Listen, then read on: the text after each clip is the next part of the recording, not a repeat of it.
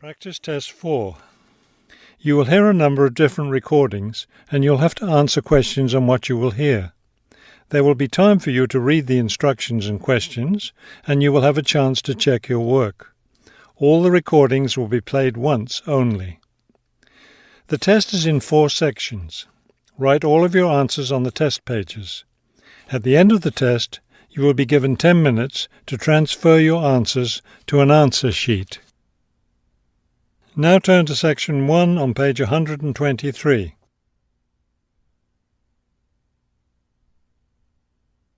Section 1. You will hear a man arranging to get a telephone connection. First, you have some time to look at questions 1 to 4 on page 123.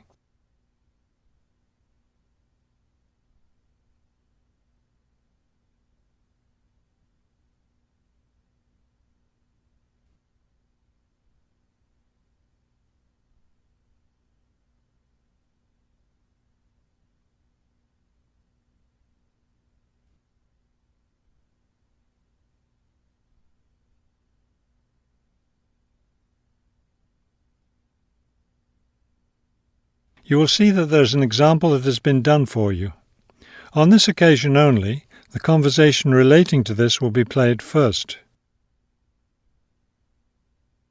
This is the ClearPoint Telephone Company Customer Service Office. My name is Ms. Jones. How may I help you? Yes, I'm moving and I'd like to arrange to have a phone line installed. The woman answers the phone. This is the ClearPoint Telephone Company Customer Service Office. So the words telephone company have been written at the top of the form. Now we shall begin. You should answer the questions as you listen, because you will not hear the recording a second time. Listen carefully and answer questions 1 to 4. This is the ClearPoint Telephone Company Customer Service Office. My name is Ms. Jones. How may I help you? Yes, I'm moving and I'd like to arrange to have a phone line installed. Of course. Let me get some information from you first. May I have your name, please? It's Kramer, Harold Kramer. And would you spell your last name for me, please? Kramer. M-E-R. Got it. Okay.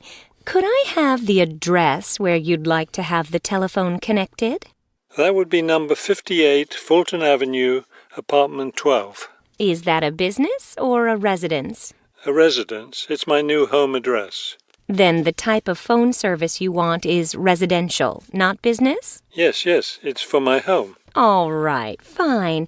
Now, let me get your employment information. Who is your current employer? I work at the Wrightsville Medical Group. Then your occupation is doctor? No, I work for the doctors. I'm the office manager. Before you hear the rest of the conversation, you have some time to look at questions 5 to 10 on page 123.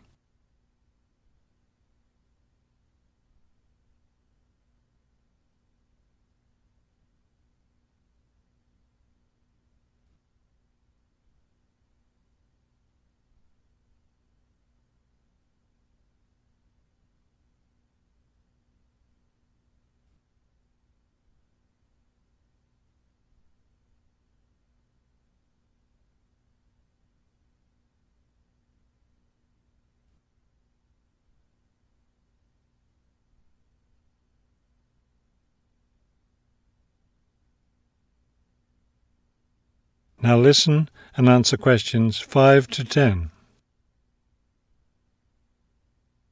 Okay. And could I have your work phone number? It's 637-555-9014. 9014. Great. Just one more thing. I need to know how long you've been at your current job. I've been working there for quite a while now. Let me see. 9, that's right, 9 years. Okay, good. You've been there long enough, so I don't need to ask about any other work history. Now, in addition to our basic phone service, we have several special services available. Could you explain them to me? Most customers opt for unlimited long-distance service. It really saves you money if you make a lot of long-distance calls. That sounds like a good idea. Then I'll put you down for long-distance service. Another popular service is voicemail. Voicemail takes all your messages electronically, and all it takes is one simple phone call to retrieve them. Voicemail. No, I don't think so. I have an answering machine to take my messages. It's old, but it still works fine. We also provide internet service if you're interested in that. I am. Please put me down for internet as well as phone service. Right. Okay, I think we're almost finished. I just need to schedule a time for the technician to go to your apartment and do the installation. Let me see. What about next Tuesday? Would that work for you? No, not Tuesday. I'll be at a conference all day. Wednesday would work, though. I'm afraid I won't have any technicians in your area on Wednesday. I could send someone on Friday. That would be fine. What time of day works best for you, morning or afternoon? Morning would be best. All right then, it's on the schedule. Do you have any questions? No, I don't think so. Thank you for calling Clearpoint. That is the end of section 1. You now have half a minute to check your answers.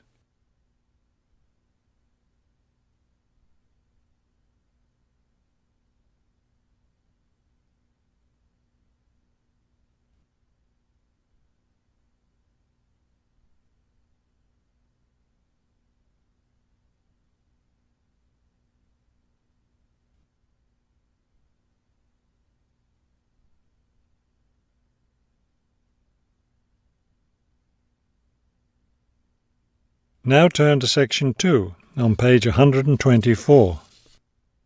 Section 2. You will hear a radio interview about an upcoming fair. First, you have some time to look at questions 11 to 14 on page 124.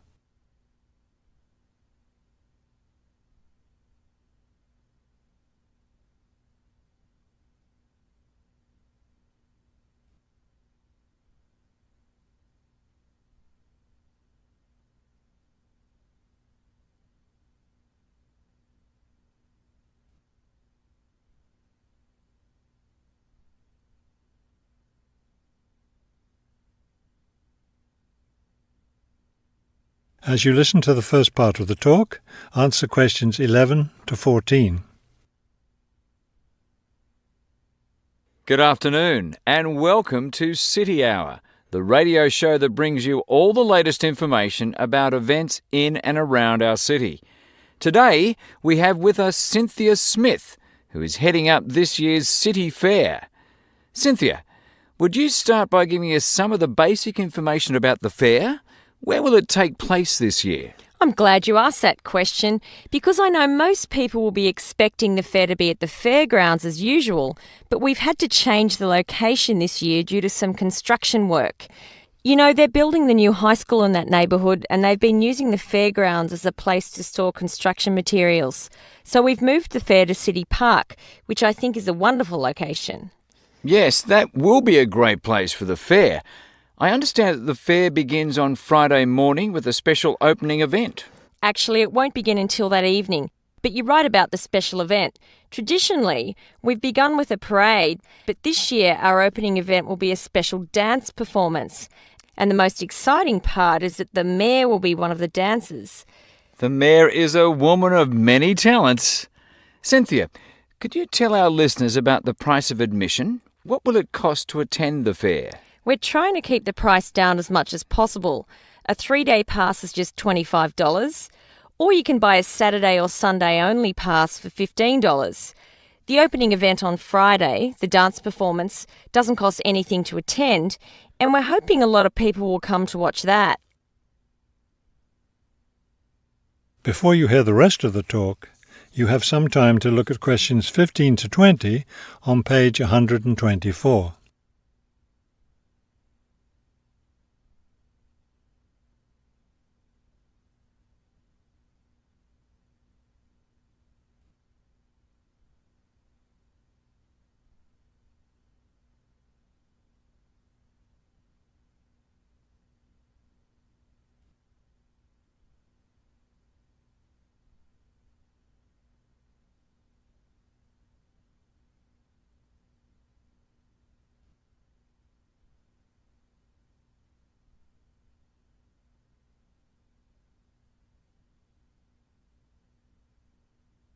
Now listen and answer questions 15 to 20. Could you tell us about some of the events planned for Saturday and Sunday, the main days of the fair? We have a lot of exciting things planned. There are a number of events especially for children, including a clown show on Saturday afternoon. On Saturday evening, we've got an event that can be enjoyed by the whole family, a concert by the lake. I'm sure that will be a popular event. Is there anything special planned for Sunday? Yes, a really fun event, and we hope a lot of people will participate. There'll be a singing contest in the afternoon. It's open to everyone at no charge. It doesn't matter whether you're an experienced singer or not. If you've always dreamed of singing on stage, this is your chance. That sounds like a lot of fun. I think it will be. I'd also like your listeners to know that besides the special events I've mentioned, there will be things taking place all weekend.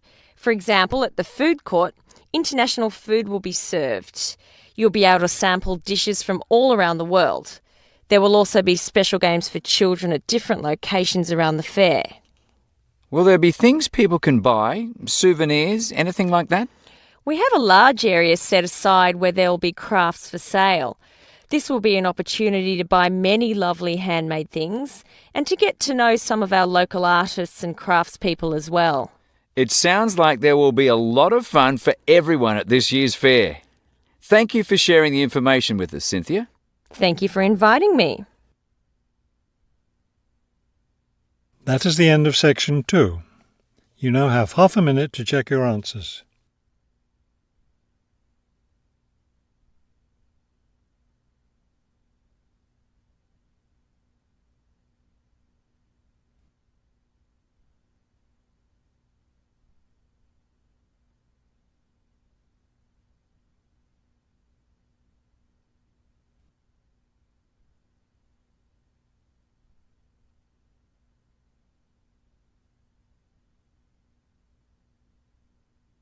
Now turn to section 3 on page 125. Section 3. You will hear a conversation between a prospective student and a university advisor about applying to enter the university. First, you have some time to look at questions 21 to 23 on page 125.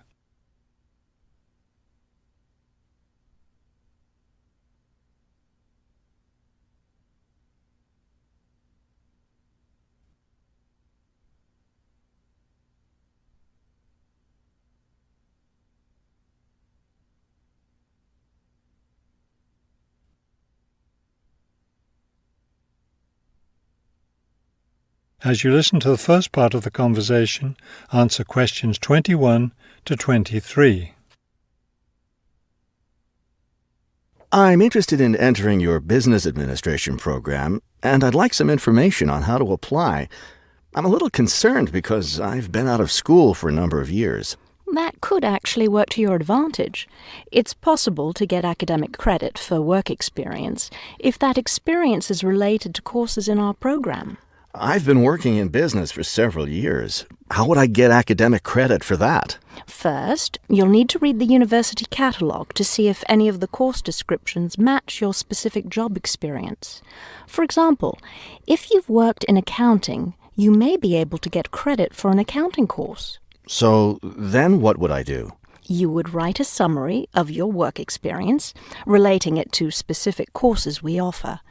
Submit that to the admissions office with a letter from your work supervisor confirming your experience.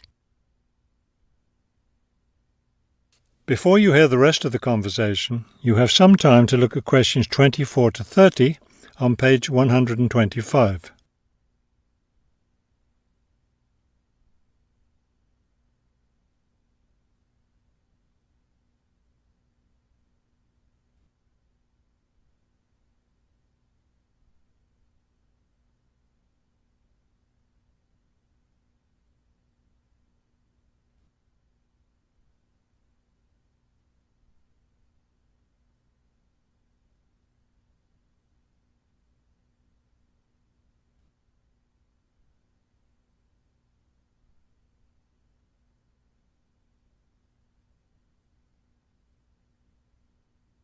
Now listen and answer questions 24 to 30. Would I submit those things at the same time that I apply for admission? That would be the best idea. Have you seen a copy of our university catalogue? Not the most recent one. I have a copy from last year. You'll need to look at the latest one. Unfortunately, I've run out of copies, but you can get one from the library for now, and I'll send you your own copy as soon as I have more available. Thank you. How does the admissions process work? Well, first you'll need to get an application for admission. Those are available in the admissions office. The application form contains all the instructions you'll need. That sounds simple enough. Of course, you'll need to make sure you meet all the admissions requirements. How can I know what those are? We have copies of the requirements lists for all university programs here in the Counselling Centre. I'll give you one before you leave today. Will I need to get recommendations from my employer or former teachers? Oh, yes, you will. The recommendation forms are available in the admissions office. Now, I don't know if you'll also be applying for a part-time job through the university work-study program. I'm considering that. How can I find out what kinds of jobs are offered? You can access the job listings from the computers in the library. Are you planning to study full-time or part-time? I want to be a full-time student. Good. Then you'll qualify for the work-study program. Part-time students aren't eligible. As a full-time student, would I be eligible for a free bus pass? No, unfortunately, we don't have those available for any of our students. However, you can apply for financial assistance to help pay for your books or for your tuition. I'd like to look into that. Do I apply for that at the admissions office? No, that's through us. You'll need to make an appointment with a counsellor. That is the end of section 3. You now have half a minute to check your answers.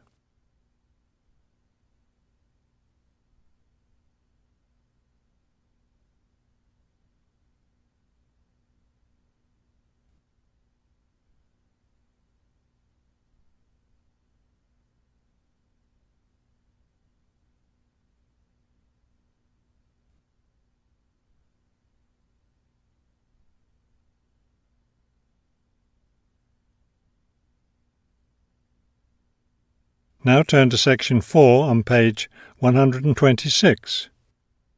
Section 4. You will hear a lecture about the black bear. First, you have some time to look at questions 31 to 35 on page 126.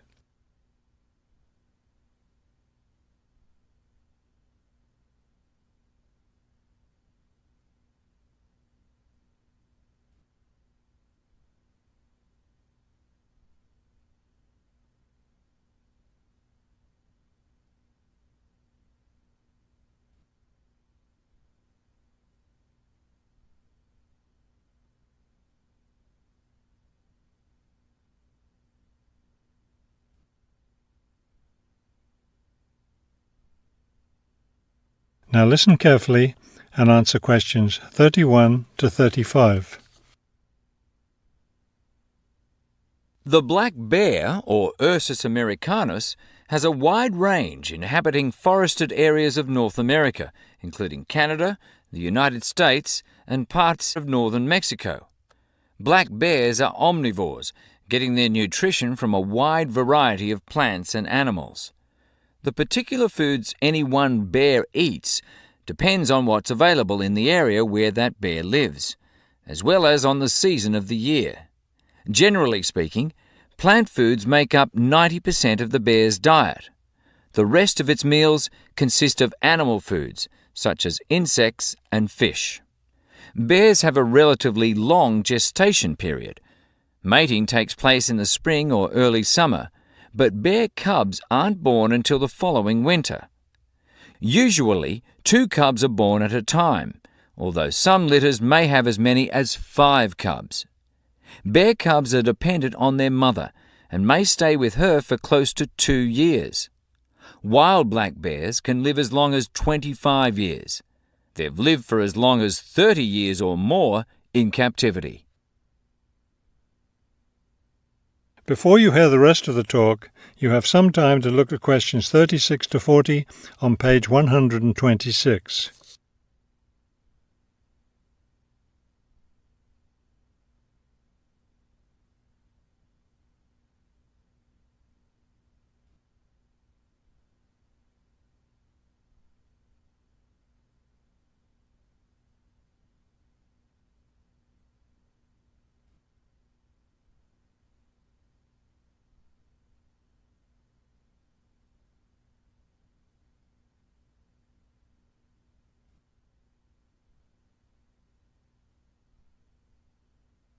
Now listen carefully and answer questions 36 to 40.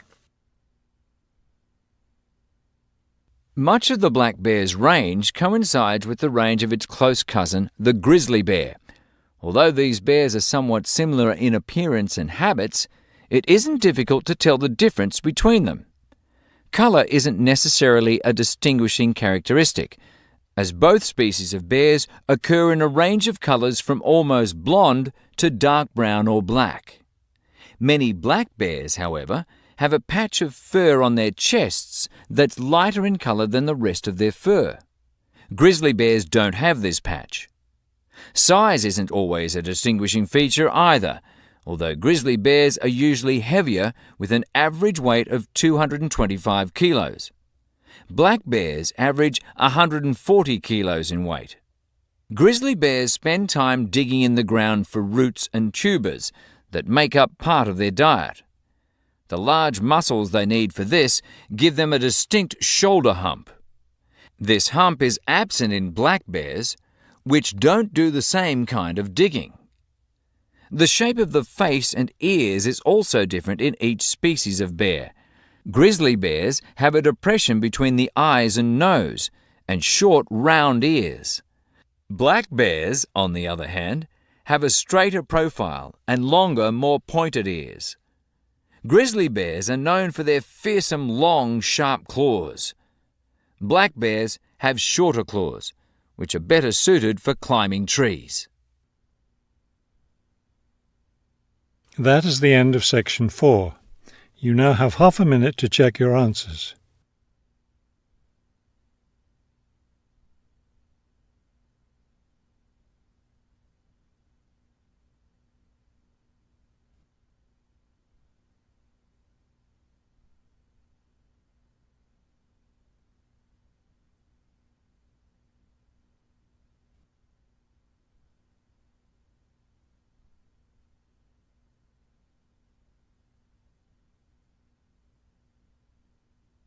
You will now have 10 minutes to transfer your answers to the listening answer sheet.